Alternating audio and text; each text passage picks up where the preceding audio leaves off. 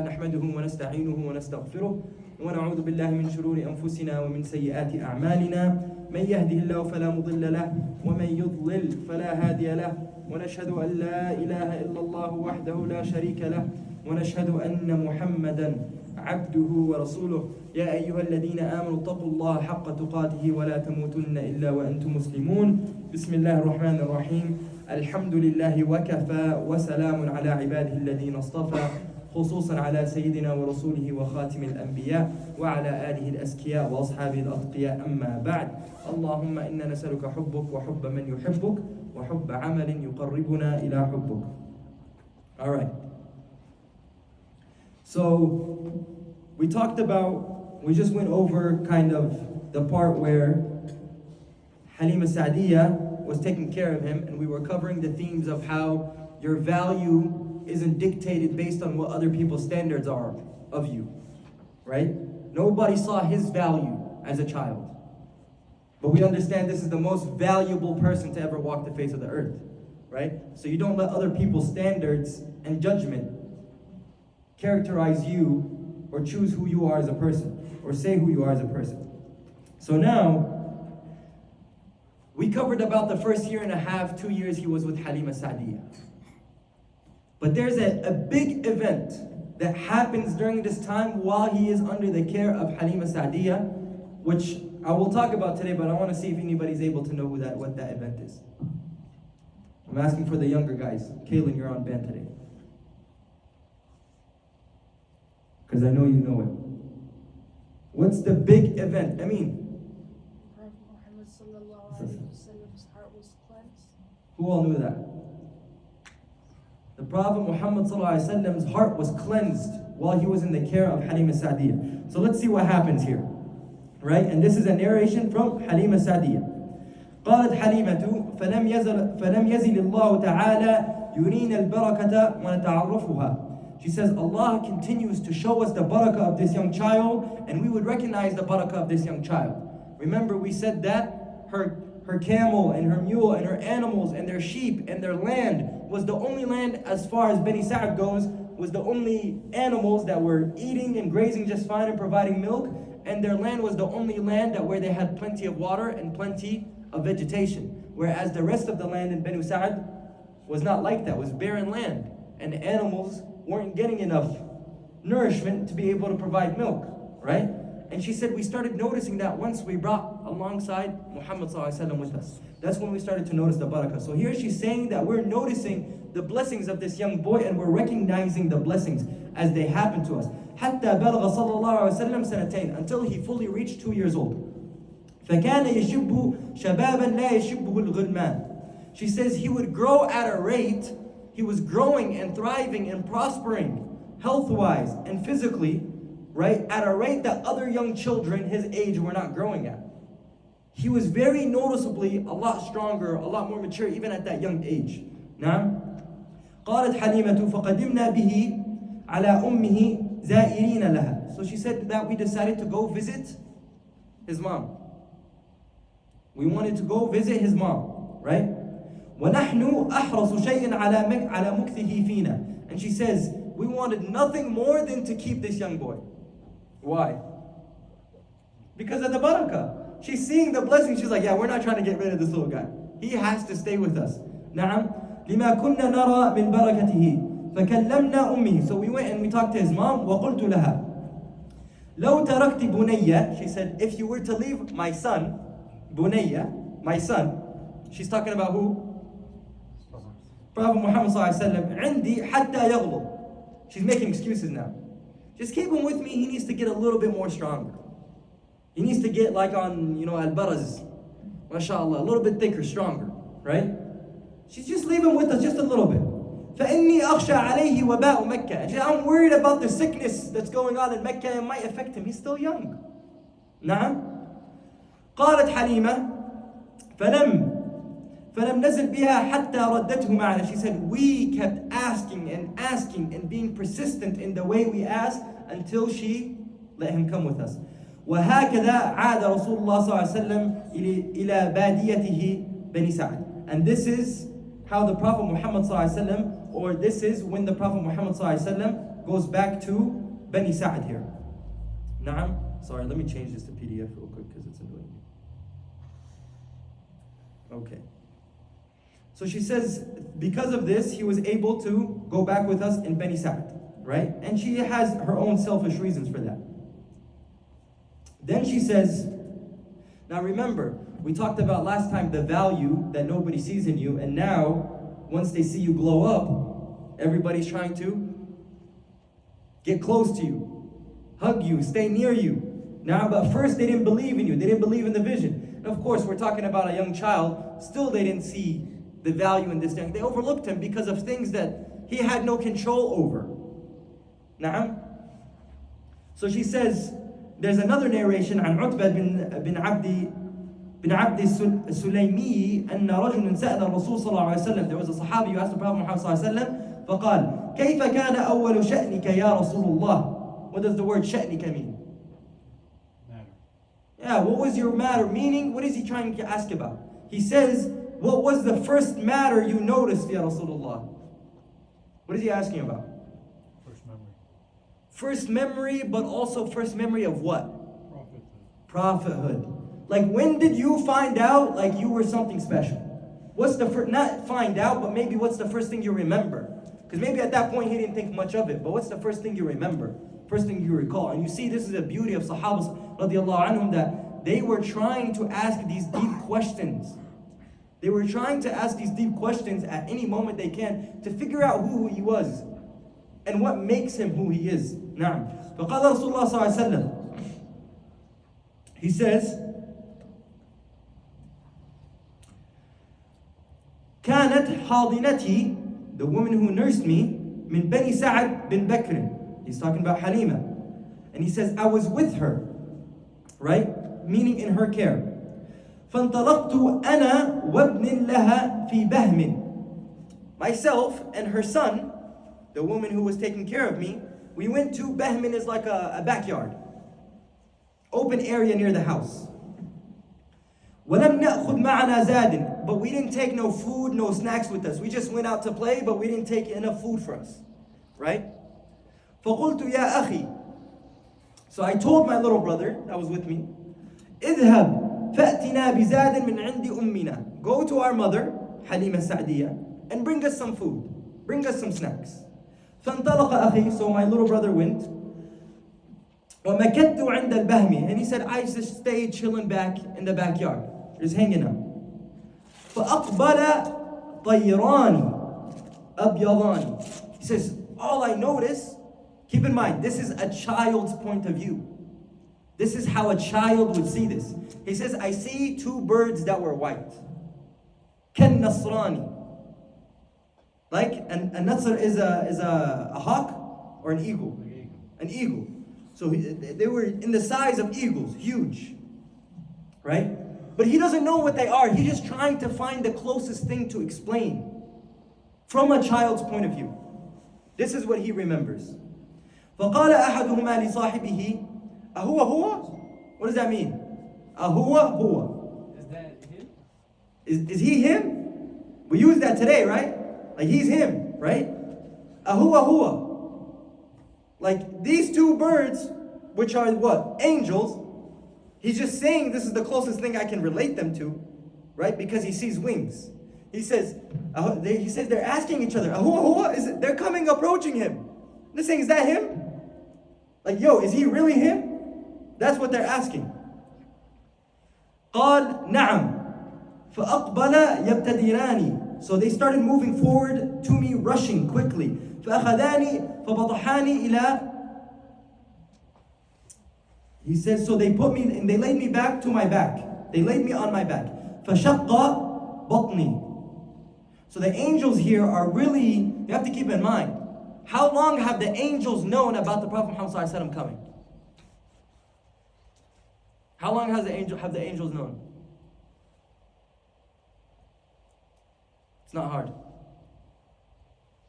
Since what was created, they've known.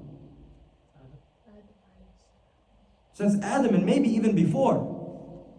Lawh al-Maktub. They've known, they've been awaiting that there's going to be a prophet. And they're waiting. millennia waiting. So when they're approaching, they got to make sure, like, is this really him? Like, is this really that time? Like, we got to make sure we got the right person. Right? So he says, they laid me on my back. ثُمَّ شَقَّ بَطْنِي. Batni meaning my frontal area. Chest. Right? ثُمَّ اسْتَخْرَجَا قَلْبِي. So they took out my heart. فَشَقَّاهُ فَأَخْرَجَا مِنْهُ عَلَقَتَيْنِ سَوْدَوَيْنِ. He said they took out 2 clots that were black from my heart. And of course we all know this story. فَقَالَ أَحَدُهُمَا لِصَاحِبِهِ. One of the angels said to the other, آتِينِي بِمَاءِ ثَلْجٍ. He says, give me cold ice water. ثلج, ice. And what did he do with this? فَغَسَلَ بِهَا جَوْفِي. So after they took my heart out, they take this freezing cold water and they put it, basically they clean the inside, but then they also is doing what? Cold water does what to the blood? Ice specifically does what to the blood? Stops what? Flow, circulation, which is exactly what doctors do, what surgeons do. They need to stop that circulation. Sah? So here we learned that the angels were the first open heart surgeons. Angels. And they're using ice water. Here. فَغَسَلَ بِهَا جَوْفِي ثُمَّ قَالَ آتِنِي بِمَاءٍ بَرْدٍ. Then they said, give me cold water. And what they did with this cold water, فَغَسَلَ بِهَا قَلْبِي. They washed my heart with it now. Right? ثُمَّ قَالَ آتِنِي بِالسَّكِينَةِ. He says, give me a sakina. Now here's where the divine part comes in. The magic happens here. He says, give me sakina. And this sakina here, right? This sakina, what's the purpose of having this sakina? Why put this sakina here? What's the reason for that?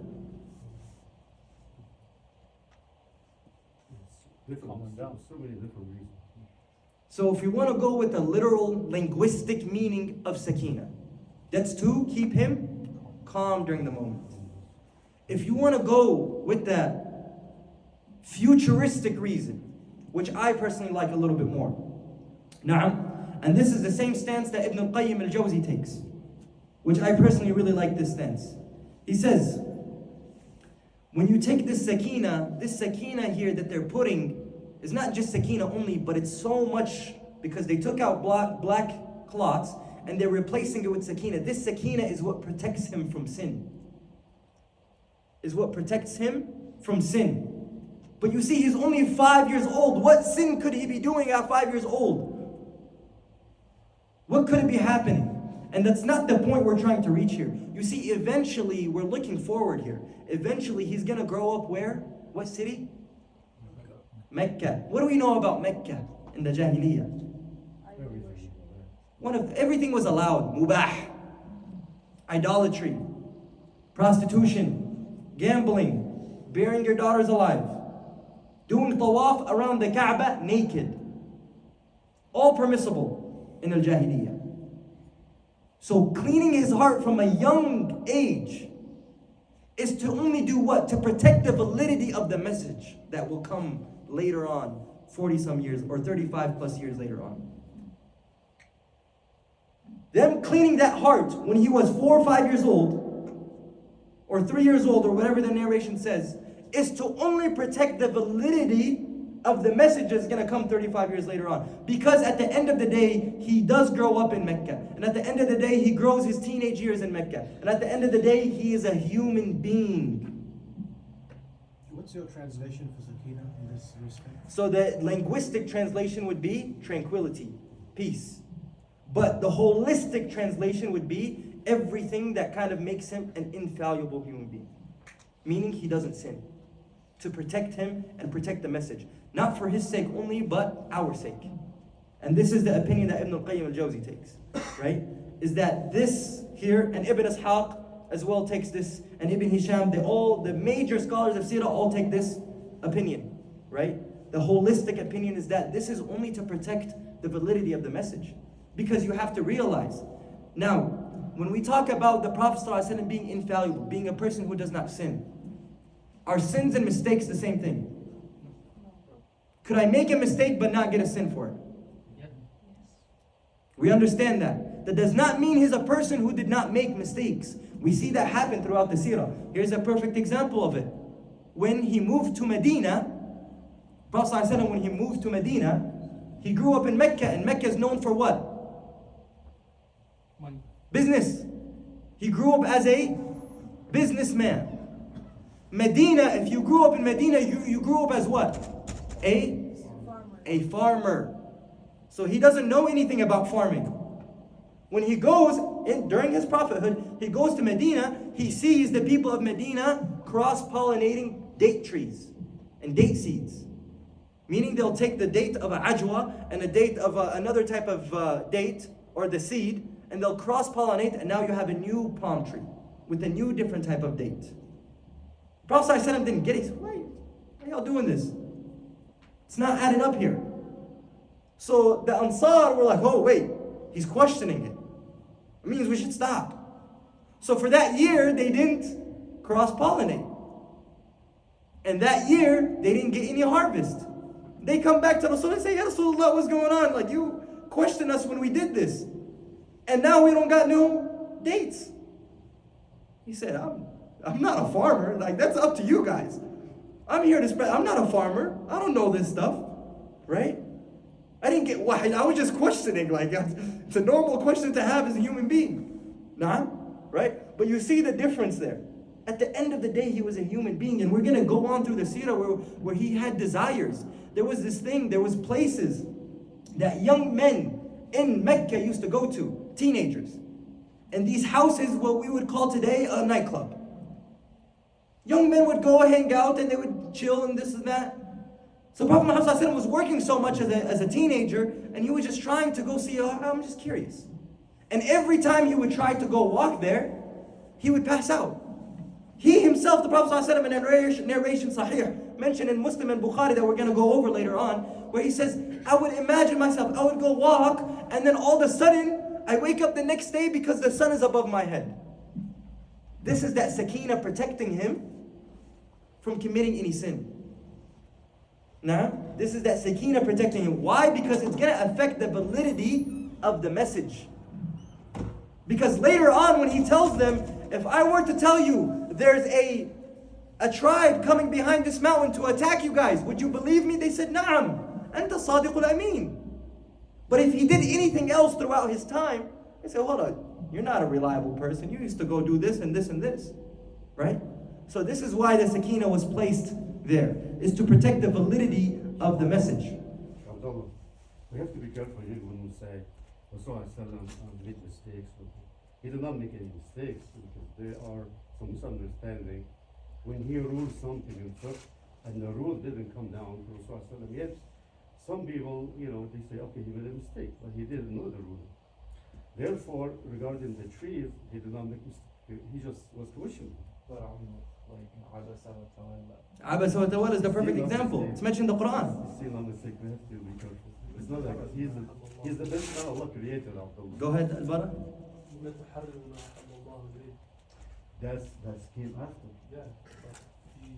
Came after. All these teachings to the Rasul.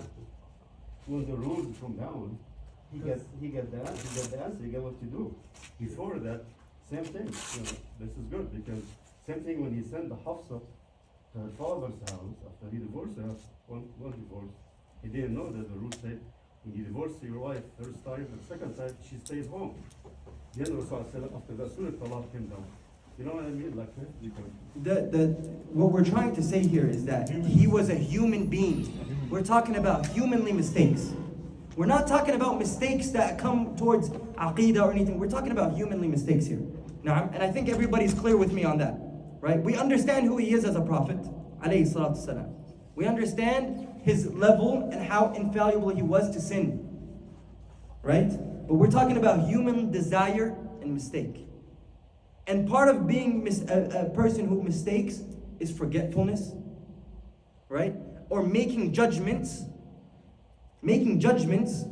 beforehand. We know this in Surah Al-Kahf. When we had Fatratul Wahi was cut off on the Prophet Muhammad ﷺ for about 14-15 days. When they came to him and they told him, well, when is the next time Wahi and this and that? It's tomorrow. He's speaking from his human desire because he wanted to prove them wrong so bad. It's still not mistake. Sure, but we're talking about human error. Let's say that. Yeah, I agree. Okay? Human error. But we all are on the same page. Yes, Hector? Doesn't it also like correlate to where like Musa alayhi salam killed that man? Naam, due to his strength, right? Due to his strength, right? It wasn't an intentional thing. Naam, human error. Sah? So, he says we got to the point of where they put sakina in his heart. This is a great conversation. I like the discussion. So, anytime, feel free to interrupt and let's have a discussion, inshallah. So he says, after this happened, they talk about, he says, في قلبي ثم.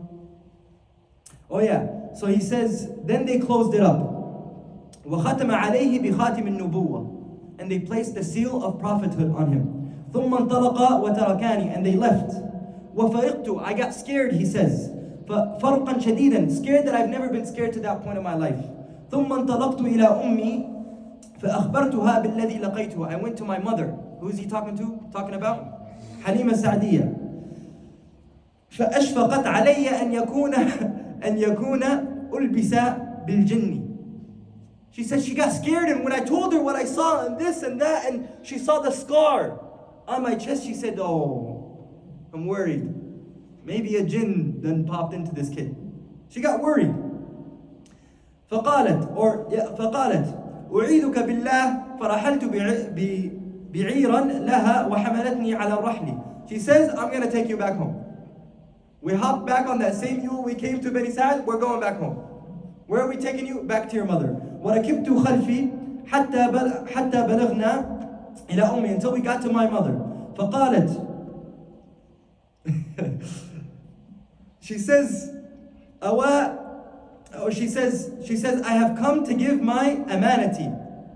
Like, I've done my job. Halima Sa'diyya, she's coming to his mom, Amina, and she said, hey, I've done my job, this is my amana, I'm giving it back to you. وحدثتها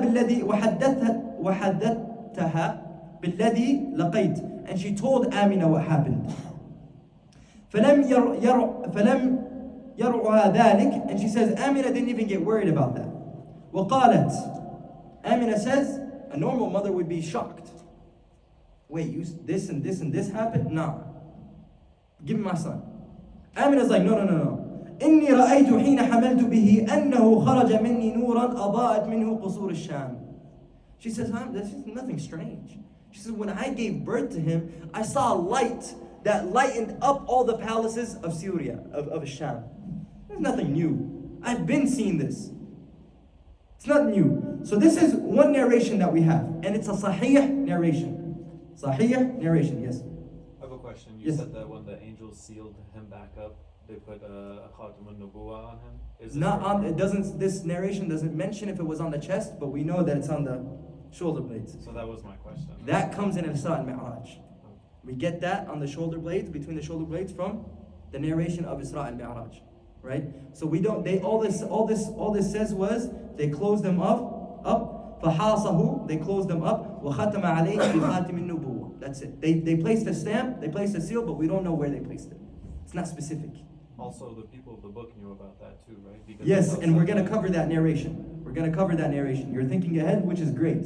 We're going to cover that narration and why this stamp is very important.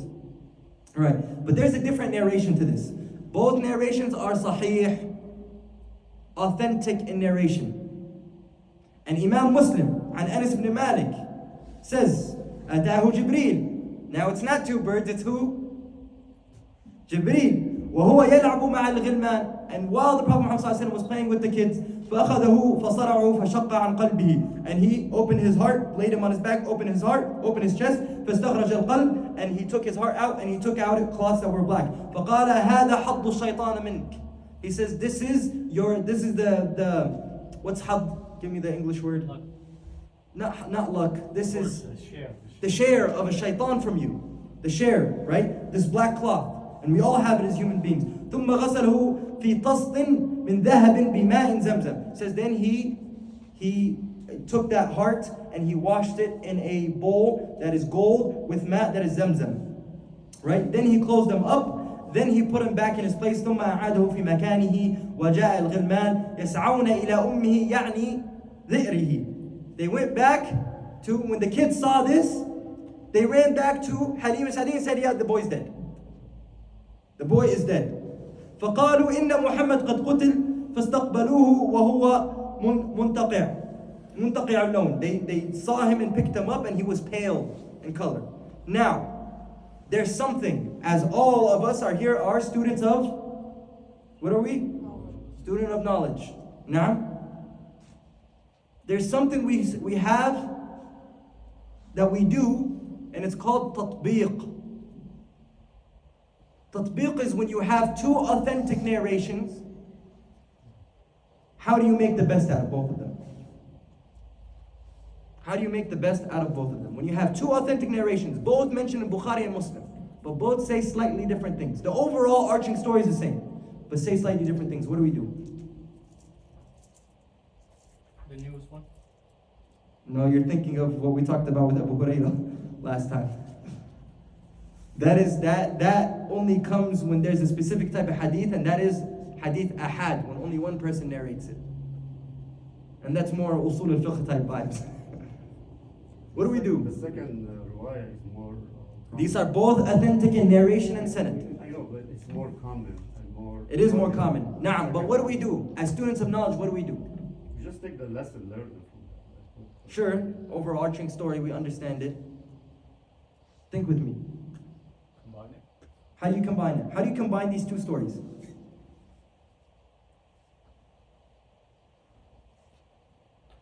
So so you're saying one narration was Jibreel, the other narration is two angels. This is I mean, you can reconcile it and say it was Jibreel with two angels. You Or can Jibreel reconcile and with say two Jibreel with two angels. That's one way.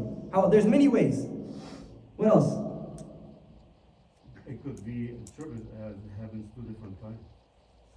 And it does. But we're talking about the one time it happens when he was younger. It only happened once when he was younger.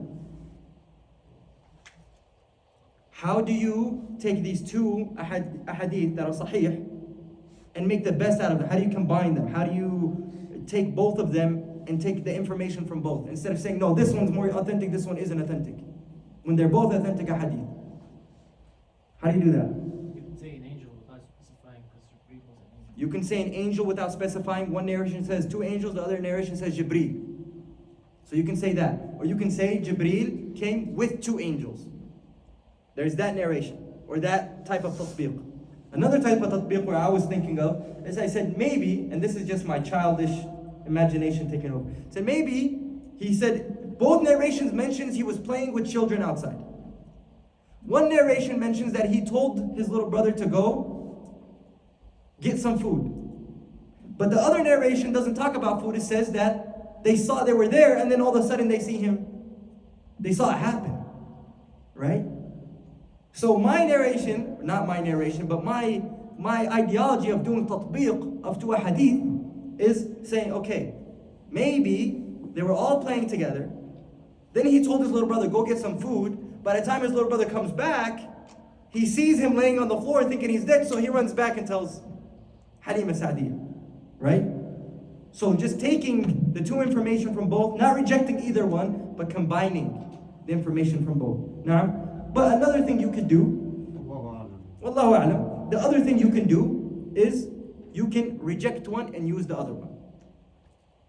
You can reject one and use the other one. Reject not in the sense that I don't believe in it, but you go with the most common or most well-known hadith, which is the hadith of the one where Jibreel is mentioned. That is the most common narration. Now, right. And قال أنس وقد كنت أرى أثر ذلك المخيط في صدره. Anas radiallahu anhu says, I used to see that stitching, that mark. Allahu a'lam if it's stitching, but that mark on his chest. I've seen it with my own eyes. I've seen it, he says.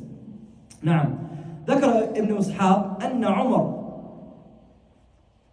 عمر رسول الله صلى الله عليه وسلم, the age of the Prophet صلى الله عليه وسلم, عندما شق صدره الشريف سنتين. Ibn Ishaq says سنتين. وعند ابن سعد, he says no. Ibn Sa'd says he was 4 years old. Ibn Sa'd says he was 4 years old. Right? والزرقاني في شرح المواهب, he says أن شقر صدره كان في الرابعة سنة. That the most common and popular and well-known opinion, the fact he was able to remember this, had to be at least 4 years old for this to take place. Now let's talk about the total number of times his chest has been split and washed. What do we know? I think 2. Twice? Amin says 3 times. You say? Just one question. Yeah. When Halima took him back to his mother, that was after 2 years, right? So that's where the narrations mix up. Ibn Sa'ad or Ibn Hisham comes way before, right? Ibn Hisham comes way before Ibn Sa'ad, صح? Yeah. So Ibn Hisham comes way before Ibn Sa'ad. They weren't keeping track of ages and things like that during his time. Whereas Ibn Sa'ad comes and he says, wait a minute, this is not making sense. The narration isn't adding up at this moment. Naam? So, this, how many times? You say twice, you say 3 times. What are the 3 times you can recall this happened? So when he was a little boy. Okay. Which we just spoke about. And then Isra wal-Mi'raj. Isra al-Mi'raj number 2. When the Wahy was received. No, I don't believe that happened during the Wahy was received. Just 2. Just 2. نعم. ويترجح لدينا بعد دراسة أسانيد هذه الأحاديث. We get back to this point after we study all these أحاديث أن الذي صح في هذه الحادثة أي حادثة شق الصدر أنها وقعت له صلى الله عليه وسلم مرتين. Once when he was 4 years old and the other time الإسراء المعراج, which we'll cover later on. Now, since he's taken back to his mother, he's now living with his mother. وبعد حادث شق الصدر الشريف, we're going to go over this again. صلى الله عليه وسلم خشيت حليمة السعدية على النبي. She got worried. فردته إلى أمه. So she took him back to his mother. وكان قد بلغ صلى الله عليه وسلم من العمر 5 سنوات. This is the most authentic narration we're going to go with. That he went back to his mother and he was 5 years old. Right? قالت حليمة. قال لي أبوه, her husband said, which is زوجها الحارث, يا حليمة لقد خشيت أن يكون هذا الغلام قد أصيب. I'm worried that this boy, something happened to him. After this splitting of the chest, I'm worried something happened to him. Right?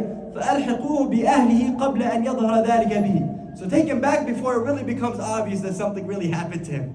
Let's just take him back. You know, like when you have an amana, you slightly break it, but it's not fully broken. So you're like, let me just give it back before they really notice it's broken. Right? So he's saying the same thing. He's like, let's just give him back before something else happens. Right? Let's right at the beginning, let's just give him back. Right? And she says, فاحتملناه فقدمنا به على أمه فقالت آمنة لحليمة ما أقدمك به وقد كنت. What did I do?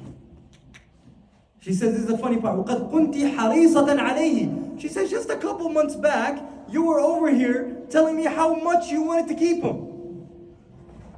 What's up with you?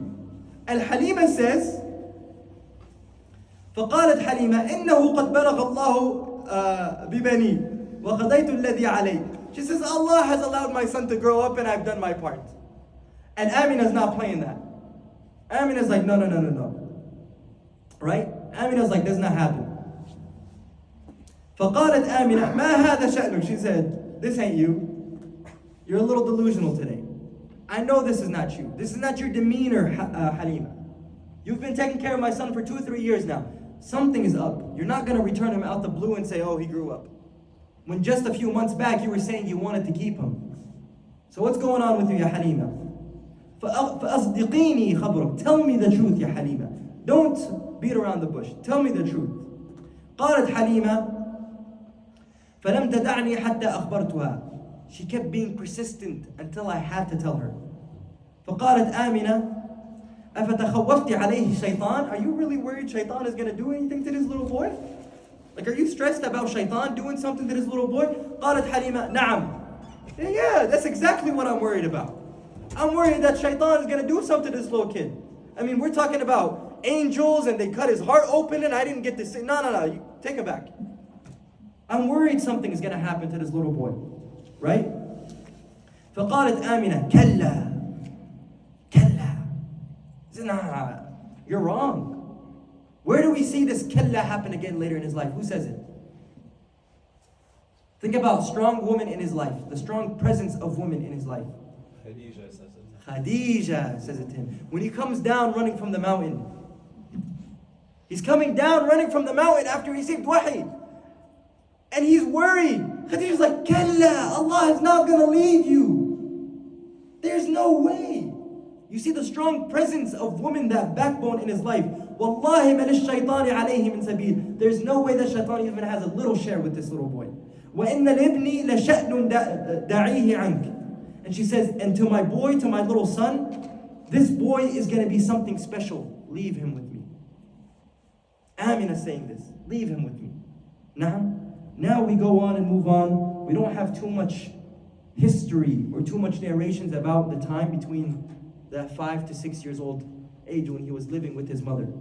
ولما بلغ صلى الله عليه وسلم 6 سنين توفيت والدته آمنة بنت وهب بالأبواء. When he was 6 years old, his mother passed away.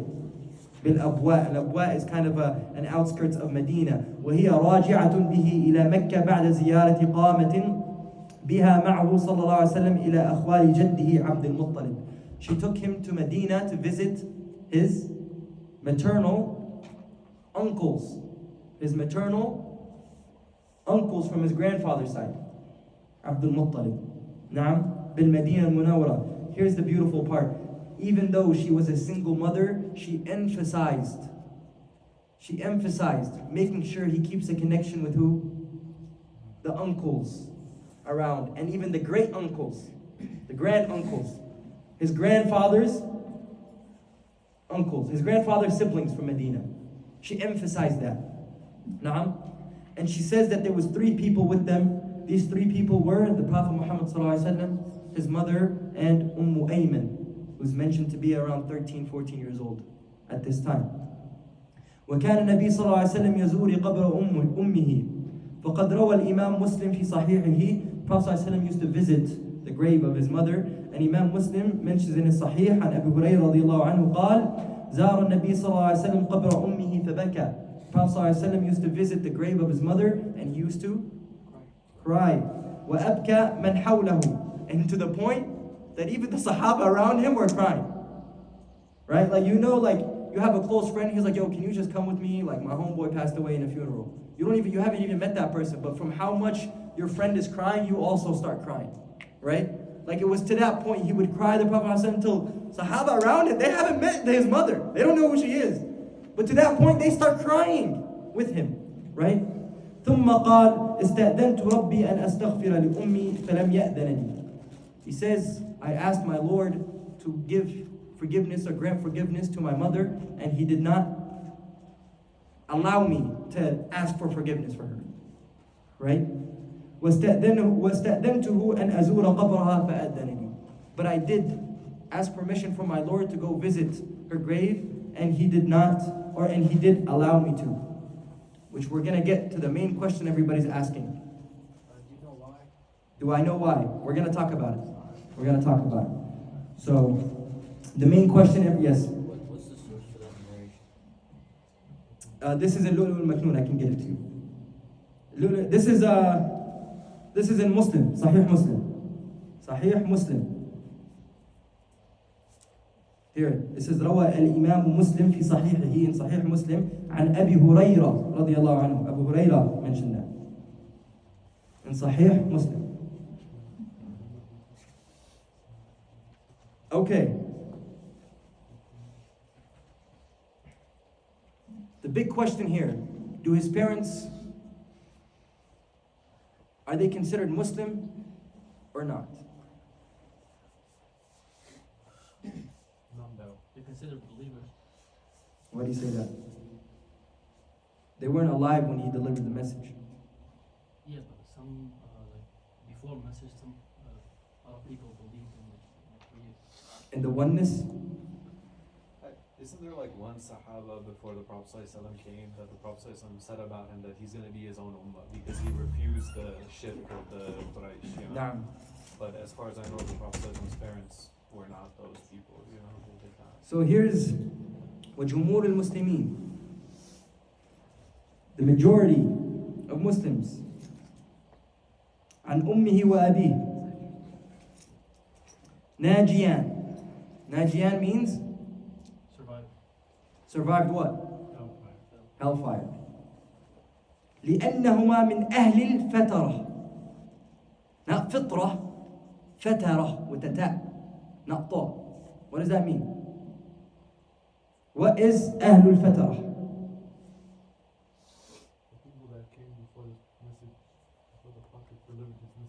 So there's two different types. One of them is the people that came and were alive, like for example, Waraqa bin Nawfal. Right? Before the Prophet ﷺ officially delivered the message, they were alive. But they were on al-fitrah, upon monotheism. But then the second type of fitrah is the people that come in between prophets. The people that come in between prophets. نعم. لأنهما من أهل الفترة الذين انقطعوا عن خبر الأنبياء السابقين. Right? فهم ليسوا مكلفين ولا معذبين لقوله تعالى وما كنا معذبين حتى نبعث رسولا. In the Quran it's mentioned, you're not burdened until there is a message there to you. Na'am. But wasn't there a message to them? There was Christians living among them. There is Christians living amongst them, so this is where it gets tricky. This is where it gets tricky. When we talk about the family and the lineage of the Prophet Muhammad, we remember that nasabahu, his lineage, was pure and clean, which comes from everything happened from a nikah. Some scholars say, based on this hadith, that he comes from a clean lineage, his parents did not partake in any of the shirk that Quraysh used to do. But they used to believe in Allah, as many other people in Quraysh did. But they didn't partake, they didn't see a point in bowing down to an idol. Now there's two opinions here. The Hanafi opinion. Whilst they aren't accountable for following any sharia, the fitrah knows that God is one. They know that. Their only test will be whether or not they were monotheists. That's going to be their only test that Allah will give them. So they will have their own test to truly test their monotheism. The oneness of Allah. On the day of judgment. Huh? On the day of judgment. On the day of judgment. On the day of judgment. They're not tested for following the rules of Sharia because they weren't there for that. Na'am? Because the proof for monotheism comes from inside. That's the Hanafi opinion. The Shafi'i opinion, they are not accountable for anything that happened in this world, and they will be attested in the akhirah on a separate test. Same concept. Right? Same concept. من اهتدى فإنما يهتدي لنفسه ومن ضل فإنما يضل عليها ولا تزر وازرة وزر أخرى وما كنا معذبين حتى نبعث. Shafi'i rahimahullah uses this opinion. We cannot say blatantly they're going to hellfire, because we don't have the proof to say that they worshipped. Wasn't there a narration about the Prophet's father? There's authentic narration that one of the Sahaba was upset because he asked the Prophet, where is my father? And he said, your father's in the hellfire. And he was sad. So the Prophet, in a way to like relate to him, he said, my father and your father. I haven't heard about that. We'll But find it, inshallah. inshallah, we can discuss that, inshallah. But I'm just going based off what the Shafi'i and Hanafi. Yes, Abdul Malik. I was going to say, do you think there's a lesson to be learned from the Prophet's parents not being alive when the message, the Prophet. prophet came, and he was in the process of receiving revelation, and tying that back to the cleansing of the heart, and how the Prophet like you said, was not infallible, but he didn't sin. So does that kind of show that he was a simple man, and kind of helps us relate better to him? 100%. Because maybe like, let's just talk about like monarchies, right? You're a king, and your son's gonna be the next king, and there's like a default power that you're born with. But in Prophet's case, I feel like it helps kind of justify the fact that whatever happened in his life is actually from divine creation because, he's Preparation. Preparation, Yeah, exactly. and that's exactly what we're going to talk about. So do you think there's a lesson to be 100%. And that lesson is remembering and realizing and understanding that at the end of the day, he was a human being. He couldn't be perfect in a sense that he wouldn't make quote unquote mistakes. Why? Because we can't relate to him if he was that. He'd be Superman. We can't relate to him. I found that narration. Yes, let's talk about it right when I finish this, inshallah. It's going to be a good discussion. So Abdullah, very quick, I think what Abdul Malik was asking is, for example, like, okay, does Allah subhanahu wa ta'ala need to create for Rasulullah heart to be cleansing and to get the mud with the shaitan out and all this, or whatever you call it? Does Allah can إذا قال للشيء كن فيكون. So like but Allah subhanahu wa ta'ala here, Rasulullah his life, teaching us, like Abdullah says, that he's human. And we have to take with the human aspect, like taking the reason of this dunya, go after the reason. So No. To fix somebody's heart, you have to take it out, and so the same thing, but at some point, Rasulullah was supported by angels in the battle of Badr, for example, other battles. So there is something that we have to go by doing, using this material, things in this material. Because this is the lesson from going and do the process of the clear heart and all this. And then after that, also Rasulullah, when he asked for his mother to be forgiven, Allah subhanahu wa ta'ala didn't give him that. And I don't know if I was in the bathroom, but what I know is that she was not Muslim, she was not mu'min, because Islam was not there when she died or before she died. So there is no reason to ask forgiveness for her. But there is no narration that prove that his father and his mother are in hellfire. We're going to talk about that. Yeah, okay. Sa'ad found that. We're going to talk about Yeah, I that. was in the bathroom. This is from Sahih Muslim. It's from Anas. أن رجلا قال يا رسول الله صلى الله عليه وسلم أين أبي؟ قال في النار فلما قف دعاه فقال إن أبي وأباك في النار. So there's another narration there. I have nothing to say to that, but that's a good narration to know. And based on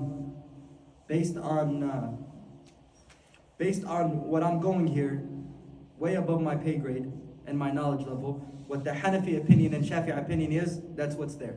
And I think for many of us, that might be the best route to go with, right? And I think a lot of the times we're discussing matters and the overall scheme of things don't mean much. Yeah, exactly. So Naam? ignore it is better, I think.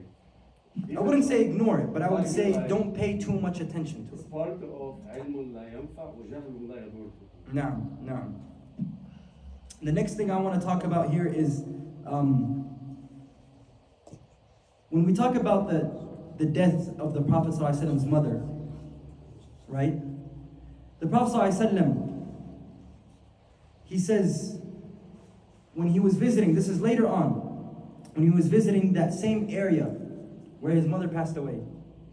This is very important. أنه نظر صلى الله عليه وسلم إلى تلك الدار وهو بالمدينة بعد الهجرة. Prophet ﷺ, right? He looked at the area where his mother passed away, and this is after he has done already hijrah, right? فقال ها هنا نزلت بأمي. He said, right here, this is where me and my mother came. Meaning he still clearly, what? Remembers that moment. وأحسنت العوم في بئر بني عدي بن النجار. Bani Adi bin Najjar, they used to have a well, and he says, وَأَحْسَنْتُ الْعَوْمَ, and he said, I learned how to swim in this well. وَكَانَ قَوْمٌ مِنَ الْيَهُودِ, we talked about this. There was a group of Jews. يَخْتَلِفُونَ يَنْظُرُونَ إِلَيَّ. And there was a group of Jews in Medina that would consistently look at me and keep an eye on me. And in another narration that's mentioned is that not only were they just paying attention to him, but they also did what? They came and they wanted to scope him out. Does he have all the signs? And his mother got a little bit wary of that.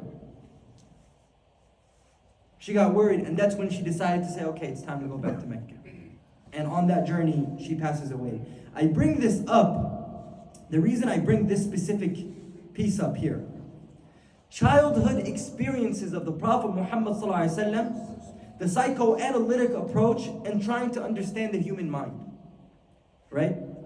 There's these two people I want you to keep in mind. There's Freud, and there's somebody named Erik Erikson. Easy name to remember. They placed a heavy emphasis, big psychologists and psychoanalytic guys, heavy emphasis on the subconscious impact of repressed memories. What does repressed memories mean? What's a repressed memory? Forgotten now. You're hiding. Hiding is the right word. It's not forgotten, it's hiding. A repressed memory. They placed a heavy emphasis concerning mental health. Freud highlighted that traumatic experiences in childhood, especially those that come from family relations, keep in mind, this young boy has lost his father, has lost his mother, right? He was so attached to Halima Sa'diya, who just came out of nowhere and said, take him back. Right? He's had so many traumatic experiences, and then a few months from there, his grandfather is going to pass away. So they're saying, especially those coming from family relations could become repressed. Many people who deal with these kind of things will choose not to speak about them when they grow up. And later on, it causes traumatic experiences in their relationships in their life because they never had that father figure or that mother figure in a long time. So it becomes a traumatic experience, so they repress it. And this can influence their emotions, their behavior, and manifest forms of anxiety throughout their lives. But subhanAllah, we see here that the Prophet Muhammad ﷺ, based on the narration I just mentioned, is he forgetting any moments from his mother's life? He says, I remember when me and my mom came here, and she let me swim in this little pool, and I remember these Jews kept staring at me, and my mom kept getting worried, so we went back, and this is where she passed away, and she was buried. He's not repressing it, he's telling his Sahaba about every single detail. He remembers it, right? And these guys, Freud and Erik Erikson, come hundreds, thousands of years later that are saying, yeah, that's a good thing. Don't ever repress your traumatic experiences. Right? And the Prophet ﷺ is sharing this.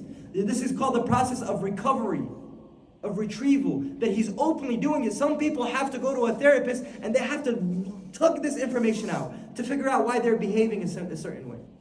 But he's openly sharing it without anybody having to ask him or force it out of him. Right? And every human being, and the reason for this is because he kept going from healthy relationship to a healthy relationship. Meaning, he was with his mother, then Halima took over, healthy relationship. And then from that relationship, he went back to his mother, even a healthy relationship, back to his own kind, to his own kin. And then when his mother passed away, who took over right away? His grandfather. And how did his grandfather used to treat him? How did his grandfather used to treat him? Like his son. Better than his son. He got special treatment. His sons, Abu Talib, Abdul Muttalib used to have a chair in Mecca. He used to sit on it. And he used to sit on this chair to have business meetings in. Serious, like this chair was only like, we're talking about business. This is serious matters here. And his sons would have to sit around him.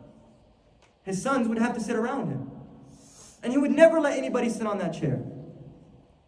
But Prophet little Muhammad ﷺ would come and he would start hopping on this chair, playing around on the chair, sitting down on the chair, and then his uncles are like, yo, get up. Grandpa's about to get off. And Abdul Muttalib was like, are you guys okay? Don't ever tell him to get off. They're like, but he's taking your seat. You're about to have a business. He says, when he decides to get off, I'll sit on there. When this little 8-year-old, 6-year-old boy decides to get off the chair, that's when I'll go sit on the chair. When he's done playing. The special healthy relationship. When you go from a healthy relationship and that role being filled in, those shoes being filled in every single time, you don't have to worry about those traumatic experiences affecting your personal life on a big note. Which is a lesson for us Muslims. When our Muslim brothers and sisters go through things in their life, don't say, Addamallahu ajrak, and move on with your life. Don't just share your condolence and move on and never reach out to them again. Because a true Muslim would take care of that person. The Sahaba used to say in the Salaf, used to say that when our friend passes away, we would take care of their family for 40 years after his death. Food, groceries, whatever you need, taken care of for 40 years, up to 40 years after his death. Because you know what's one of the hardest things a person can experience? You know, there was this auntie who mentioned this. She says, one of the hardest things I had to deal with when my husband passed away is when the bills come every single month and his name is on it and I gotta pay them. Who prepares you for that? Who can take care of you when that happens? Right? She says one of the hard, nobody prepares you for death. And these are the moments where Muslims need to stand up for each other. And this is one of the biggest lessons that we look over when we study the seerah. We're only at 6 years old of his life. That's all we've gotten. Only 6 years old. And one of the most overlooked lessons is how he constantly had a figure, a role to take those shoes and fill them in and do better than anybody else could fill them before him. Like those people were placed precisely in his life. He needed his mother. He needed Halima Sa'diyah. He needed his grandfather. And then what happens when his grandfather passes away? He has to move in with who? His uncle, who was poor and had how many kids? 10 kids. But you're already poor, and then you got to take an extra kid. But that role that his uncle played, all the way we see that happen all the way till he was up to what, 45, 46 years old? That role he had to fill in, consistently being behind his side, making sure he wasn't left out of anything, making sure as if nothing was missing in his life was the big thing here, right? And the lessons that we learn out of these first 6 years is hardships is a part of life. Simple one. He's a human being, right? Allah didn't save him from going through hard moments in life. In fact, if anybody was tested, he was tested the most out of all of us. Imagine losing a father, then losing a mother, then losing, your grandfather who took care of you. Then later on, you receive a message and everybody, your own people, your own family call you crazy. And in the meantime, you're having children, and 6 of your 7 children you bury with your own hands while you're alive. And in the meantime, your own companions and your own friends are being punished for simply being your companions and your friends. Ala Yasir gets killed. Sumayya gets martyred for simply believing in this man. Imagine you have to sit there and say, only if, why me? Why everybody around me? And that's why Fatima, when he was on his deathbed, Fatima comes up to him and she says, when is it going to be enough? You've struggled your entire life. She's seen him when she was 4 years old. He was prostrating in front of the Kaaba, and Quraysh does what? They come behind him and they put the intestines of a camel on his back. And she, as a little girl at 4 years old, has to see that and go and clean the intestines off her father's back. She's seen when people of Quraysh would go throw trash all over their home. And she says, when is enough going to be enough? And he replies back to her and he says, after today, there's no more suffering for your father. After today, alas, I'm good. Because he knew he was done. He knew he was going to pass. Now, so one of the first lessons we learn from this is hardship is a part of life. We learn the seerah to relate to the Prophet ﷺ, to know him. Because maybe one of us has lost a sibling. Maybe one of us has lost a mother or a father or a child throughout our lives, or a best friend or a grandparent. There isn't a single thing you go through in your life that you cannot relate to our beloved Prophet ﷺ. Now, the second thing is other people can provide love. Don't block out that love. Just because you're not my dad, you're not my mom, don't talk to me. You're not my sister, don't talk to me. You can't fill these shoes. Don't ever have that mentality. As a young child, people were providing love for him and taking care of him and filling in these shoes. Be open to receive that love and that affection and support. And number 3, he had normal reactions of pain and trauma. Don't think that Allah put him through these things, but he's a Prophet ﷺ, he can handle it. What do you expect a 6-year-old boy to do? Well, how can you even go through that? Right? He had very normal reactions to this. But this made it a lot easier to relate to other people's pain. later on when Sahaba would come to him. And that's why he was such a loved person in Mecca before he even prophethood. Because he could relate to many people throughout the city. Because he's seen everything up until that point. Just the first 6 years of his life, he's seen things that 95% of us wouldn't even experience while we're alive. And he's seen it in the first 6 years. SubhanAllah. These are some of the most important things that we can take and understand from the seerah of the Prophet Muhammad ﷺ. And this is where I'm going to stop here. Inshallah, next time we can continue covering the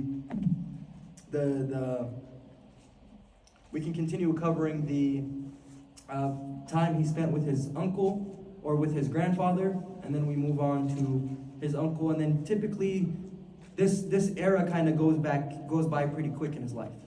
You know, those first years of till he reaches about 25, till he marries Khadija, they kind of just go in quick stages. And then after that, we cover the marriage of Khadija, which also goes very quickly because the historians say that during those, first 15 years he was married to Khadija, that prophethood has still yet to come, right? He was too busy raising a family. Now, there isn't too much going on that we know of during that time, inshallah. So we can go on and cover that, inshallah, in the next future topics. We've agreed on 7:15, inshallah. So let's open it up to discussion. I like today's discussion. It was very nice. I have Yes, a Uncle question, Mohammed. and this is not for now, but maybe later on when we No. start talking about the period when Prophet married Khadija until his prophethood. That time, the Prophet raised his daughters in Mecca. Nah. Mecca, like you mentioned several times, was full of injustices and all kind of things. How did he ﷺ raise them in a society full of faults and bad things? Similar to what we're living in today. Right, and they came to be the best women on earth. No. And that was even before his prophethood. No. So I don't know if when you touch on that. Inshallah, if that will there be are something any we will definitely talk details. about. Inshallah, that's a great point. In brief, although there were, at that time in Mecca, there's a lot of divisions between people, or who's rich, who's noble, who's good, who's bad, who's cheap, who does whatever. And they don't have this kind of influence. Like over here, they try to influence the bad things of other people who are good. Maybe that's a lot of I would disagree. They had a lot of influence in Mecca. The Maybe big it's not names in enforced. Mecca had a lot of It's not- influence. They're not enforcing you if you're a good person to do bad things. They don't bring you. Depends on the They don't individual. bring you the bad things to your house, in your bedroom. Now we have TV, we have those. No, I think it depends on the individual. You want to know why? Because when the Prophet ﷺ started when he got that message and he started sharing that message, people now, Quraysh would meet up with the nobles. And even though certain people knew in their heart that they shouldn't be going against him, there's nothing. Amr ibn al-As used to say, he's not doing anything to me. Why should I care about his message? But the fact that there were so many other heads around him that would influence him, it was more of a, hey, do you understand who you are? Do you know where you're coming from? You can't let this guy. He's like, he's nothing, done nothing to me. Thing that they. Right. Sure, yeah, I can say we actually are going to talk about a point here. We're going to talk about a point during his teenage life where we talk about that quote-unquote nightclub he tries to go to, right? And we're going to see where the influence comes from. We're going to see where the influence comes from during that point in his life. Inshallah. But that is a good point. It's very different. Muhammad. No, I was just wondering, how did Imam Shafi come up with that conclusion of his father and mother? He used an ayah in the Quran. Here's the ayah. Yeah, Surah Al-Isra. He used an ayah, and let me pull it up for you here exactly. And this is what Imam Shafi'i used, right? من اهتدى فإنما يهتدي لنفسه ومن ضل سورة الإسراء آية 15 ومن ضل فإنما يضل عليها, right? ولا تزر وازرة وزر أخرى وما, this is the highlighted part here. وما كنا معذبين, we will not punish, or we don't punish حتى نبعث رسولا, until there is a messenger that is sent. Imam Shafi'i uses this as clear evidence. That's a popular opinion. And that this is clear evidence that, hey, they were not alive when another prophet was alive at that point. So therefore we don't use it. That's what we're going to use, Imam Shafi. And the Hanafi opinion, they say that they will have their own test as long as the proof of monotheism was there. As long as the proof of monotheism was there. Meaning what? Meaning that we don't have anything that mentions that his parents were people that were not from Ahlul Fitrah wa Tata. So any resource talked about the Hanafiya, Samha, the Deen Ibrahim alayhi salam, that Mhm. the followers of Ibrahim, from Ibrahim alayhi salam until Muhammad ﷺ, there were no prophets sent to Arabia. Naam. We know that Musa was sent to Bani Israel, but in that area there was nothing sent after Ismail alayhi salam until Prophet ﷺ. Naam. So that fatra you're talking about, anybody mention the Hanafiya, like the Deen Ibrahim alayhi salam, or What you're saying, anybody who... They were saying the information I have is Mhm. that from Ismail alayhi salam, because Ismail Naam. was living in The Arabic Mecca, Peninsula. and he was a Nabi and Rasulah. Naam. And from him until the Prophet there was nothing sent. Whoever were following Ismail alayhi salam, al-Hanafiya somehow were on the monotheism, Naam. and so they were believers. Naam. And but there was nothing sent in between at Naam. that time. Sah, that is very true. Nothing was sent in between. And here's another thing, that I was watching a podcast, or listening to a podcast, and they were saying, well, what about, there's this tribe that you can look up on YouTube, right? And they're living in somewhere in the Amazon, right? And a drone tried to come and take pictures, and they were spearing the drone down. They wouldn't allow any person who tries to come from the outside to kill them. What's the ruling? So that's the ruling, is they'll have their own test. They will have their own test, right? Even though we all know Islam, 1 billion, almost 2 billion people. But what's the ruling for these people? Yeah, And you know what? There could be somebody in the middle of Arkansas who lives on his farm, who doesn't have a TV, doesn't care about social media, who could be living, and this message has not reached them. Allahu A'lam, we don't know. Allahu A'lam, right? But then the other side that could be used against this argument, well, they didn't go out and find the message, like Salman al-Farisi found the message. How he traveled, right? Not everybody's willing, and not everybody has it in them. Nah? Even around here, I mean, we cannot be judgmental. We cannot judge these people out there too. We don't know what they're thinking about. They have the message, they heard about it, but it's distorted. It's not accurate. So the right message. Yeah. You cannot judge anyone. So and this is why, I mean, mashallah, IUCC, Imam Shafi and the brothers, they do the tabling.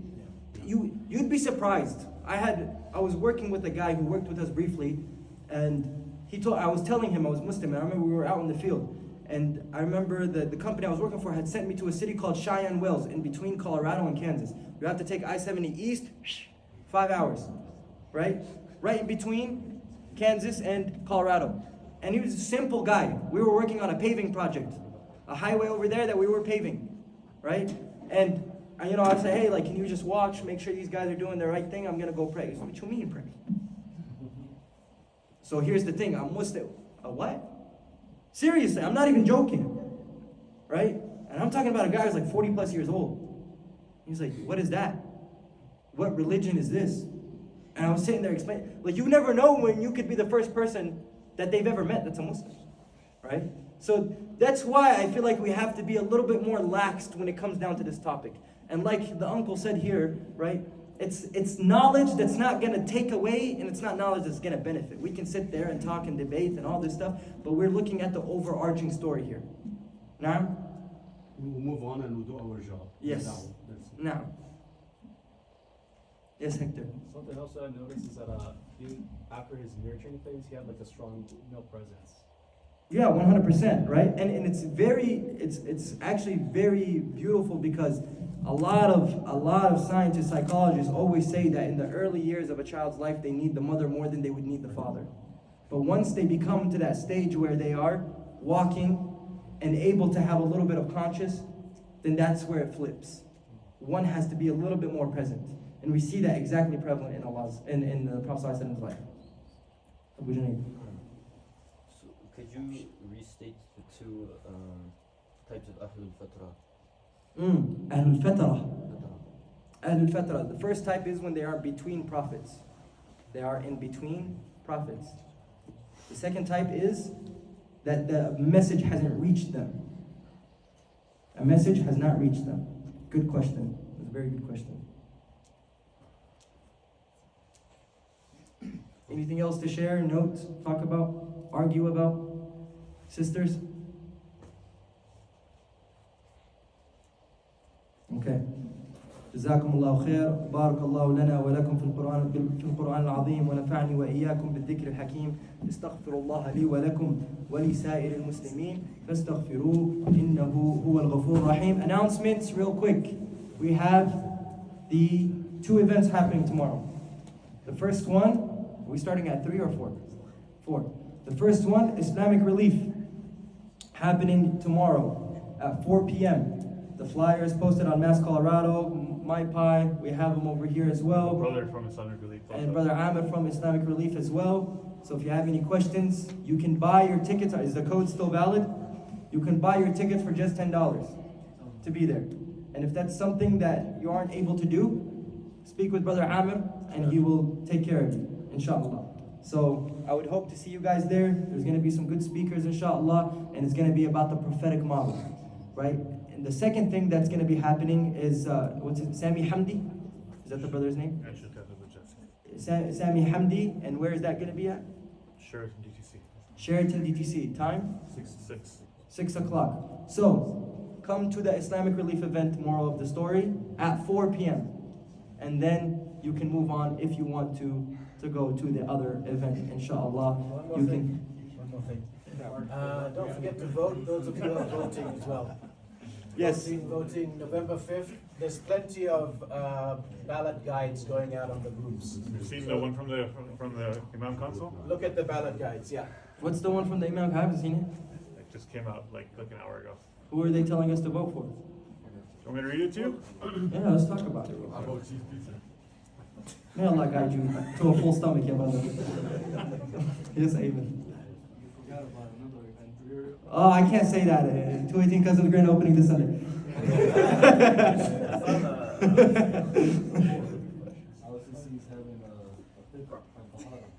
IOCC Saturday, صح? Time, Isha, Maghrib? Maghrib to Isha. IOCC, they've been doing a lot of events every Saturday, right? On, my phone is recording. On fiqh of tahara. I think this is very important, especially the younger guys. Go. Figure out how to make proper ghusl, inshallah, right? On the fiqh of that, inshallah. And then they were doing also a marriage class that lasted for what, 6 weeks? 5 weeks? And Imam Shafi'i gives ijazas too. So after you take an exam and test your knowledge and test your skills, inshallah, and get certified as well, bi'idhnillah, they go in depth, mashallah. So every Saturday, there's usually always something happening at IOCC, bi'idhnillah. Now, yes. What time is it? What time is what? Fiqh? Yeah. Or the 218 customs? Oh, the fiqh, No, that's what you're asking. the one with IOCC. Maghrib.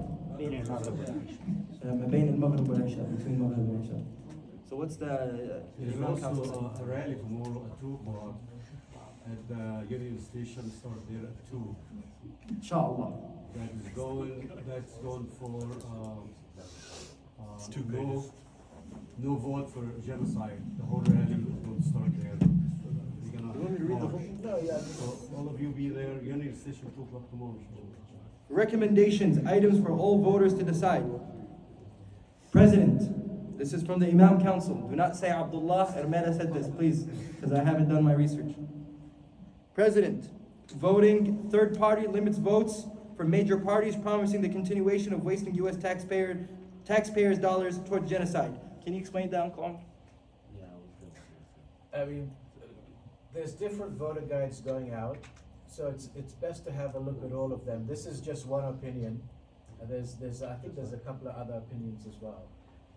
Basically, I mean, I think the premise with the presidential stuff is, you're not going to vote for people that are going to be doing stuff that they're doing in Palestine right now. So, just look at the guides, look at the guides. My understanding is that voting for a third party can help provide more funds. Correct. Right? So that's why there's different ways, there's different ways to look at it. The third party is gonna be the Green Party, Jill's party. Yeah, Jill's time. And those are the two here, there is a good chance for the Green Party to have the 5% next time. Stop the recording. It can be on. Yeah, you have to stop there. 'Cause we are.